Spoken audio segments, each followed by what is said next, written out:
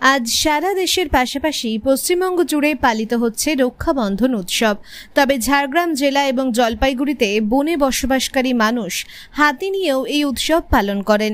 একটি গর্ভবতী হাতির মৃত্যুতে শোকাহত লোকেরা গজরাজতে রাখি বেঁধে তাদের রক্ষা করার শপথ নেয়। ঝাড়গ্রামে একটি গর্ভবতী হাতি মারা গিয়েছিল।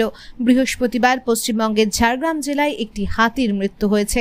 বৃহস্পতিবার সকালে 6টি হাতি রাজ কলেজ কলোনিতে ঢুকে কয়েকটি দেওয়াল ভেঙে দেয়। কয়েক ঘন্টা পরে পাল থেকে আরেকটি হাতি কলোনির এক বয়স্ক বাসিন্দাকে মেরে ফেলে। হাতিরা হট্টগোল করার সাথে সাথে লোহার রড ও জ্বলন্ত মশাল নিয়ে সজ্জিত একটি হুল্লা দল তাদের তাড়াতে সেখানে পৌঁছে যায়। ওই প্রাণী প্রেমিকের দাবি, স্থানীয় লোকজন ইঙ্গিত দেয় যে বন দফতরের খবর সেখানে হাতি তাড়ানোর জন্য হুল্লা দল এসেছিল। তাদের ধারালো লাঠির ব্যবহার এবং আগুনের গোলা নিক্ষেপের কারণে একটি গর্ভবতী হাতি মারা গিয়েছিল।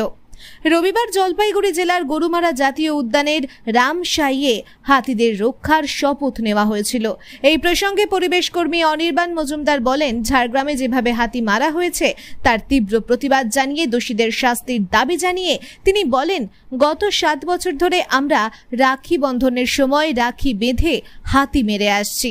রক্ষা করেছেন উৎসবটি হাতি এবং মানুষের মধ্যে দ্বন্দ্ব সম্পর্কে সচেতনতা বাড়াতে উৎসর্গীকৃত।